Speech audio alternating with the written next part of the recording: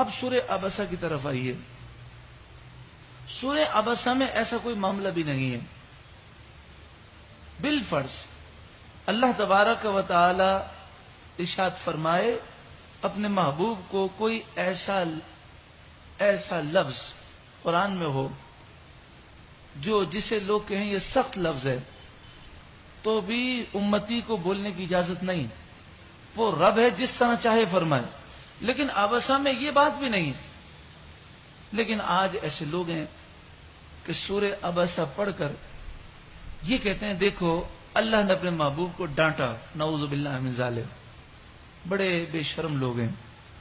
حضرت عمر رضی اللہ تعالیٰ کے دور میں بھی ایسے لوگ موجود تھے. حضرت عمر کے دور میں ایک مسجد کا امام تھا. یہ اپنی نماز میں اکثر سورہ عبسہ پڑھتا تھا. حضرت عمر کو پتہ چلا، آپ نے اس کو بلایا اور آپ نے فرمایا کیا تمہیں سورہ عبسہ کے علاوہ دوسری کوئی صورت نہیں آتی؟ کہنے لگا بہت صورتیں آتی ہیں. آپ نے فرمایا میں نے سنا ہے کہ تم اکثر نماز میں جو جہری نمازیں ہوتی ہیں اس میں سورہ عبسہ پڑھتے ہو. کہا جی بالکل پڑھتا ہوں. آپ نے تلوار نکالی اور اس کا سر آپ نے قلم کر دیا. آپ نے فرمایا یہ منافق ہے کہ یہ سورہ عبسہ پڑھ کر یہ دوسرے معنی لیتے ہیں. تو جو سورہ عبسہ پڑھ کر حضور صلی اللہ علیہ وسلم کی گستاخی کرنے لگے، اب سمجھ جائیں کہ یہ منافق ہے.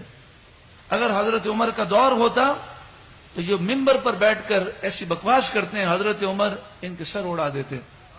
بس دعا کریں اللہ ایسی اسلامی حکومت عطا فرمائے کہ ایسے گستاخوں کو سزا دی جائے. عبسہ وتولی میں تھا کیا؟ عبسہ وتولی میں یہ تھا کہ پیارے آقا صلی اللہ علیہ وآلہ وسلم کافروں پر حجت تمام کرنا چاہتے تھے. کافر سردار وہ بات سننے کے لیے تیار نہیں تھے.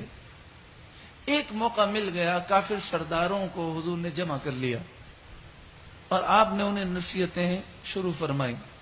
وہ بھاگنا چاہتے تھے. اب جب نصیحت کا سلسلہ ہوا تو وہ سننے لگے. سرکار دو عالم صلی اللہ علیہ وآلہ وسلم یہ چاہتے تھے کہ جن کے نصیب میں ایمان ہے وہ ایمان لے آئیں اور جن کے نصیب میں نہیں ان پر حجت پوری ہو جائے. اور یہ نہ کہہ سکیں کہ ہم نے تو کبھی کوئی بات ہی نہیں سنی. اس میں حضرت عبداللہ بن ام مکتوم آ گئے. قرآن کا حکم کیا ہے؟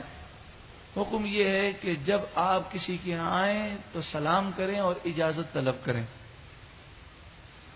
اجازت کے بغیر کسی کے یہاں داخل نہیں ہونا چاہیے. لیکن وہ نابینا صحابی تھے، وہ بغیر اجازت طلب کیے، بغیر سلام کیے داخل ہو گئے. ان کو نظر نہیں آیا کہ سرکار دو عالم صلی اللہ علیہ وآلہ وسلم نصیحت فرما رہے ہیں. تو ان کی ذمہ داری تھی کسی سے پوچھتے کہ بھئی سرکار مصروف تو نہیں ہے. تو سراسر ان سے غلطی ہو گئی کہ انہوں نے نہ سلام کیا، نہ اجازت طلب کی، نہ پوچھا کسی سے. آ کر زور سے چلانے لگے، کہنے لگے یا رسول اللہ مجھے نصیحت کیجیے.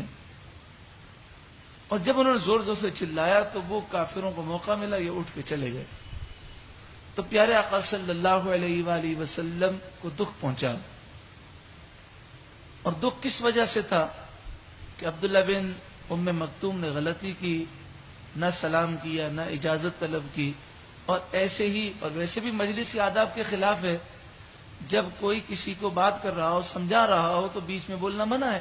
اب مثال لیں، ایک آدمی بیان کر رہا ہے، لوگ سن رہے ہیں، اس میں سے کوئی کھڑا ہو جائے اور کہنے لگے میری بات کا جواب دیں، تو ہر ایک کہے گا یہ اس نے بیعت بھی کی.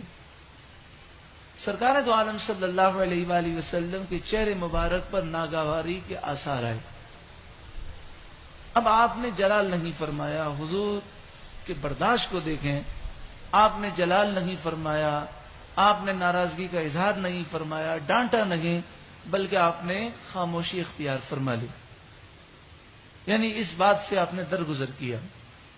تو اللہ تبارک و تعالی نے حضرت عبداللہ بن ام مکتوم کی طرف سے، یعنی گویا کہ یوں سمجھیے کہ اگر ہم یوں کہیں کہ اللہ تعالیٰ نے عبداللہ بن ام مکتوم کی سفارش کی تو یہ جملہ مناسب نہیں ہے، لیکن مراد یہ تھی کہ اے محبوب یہ آپ کا سچا پکا غلام ہے، اس سے غلطی ہو گئی، اس کو معاف کر دیں، اگر آپ روٹ گئے تو اس کا کون ہے؟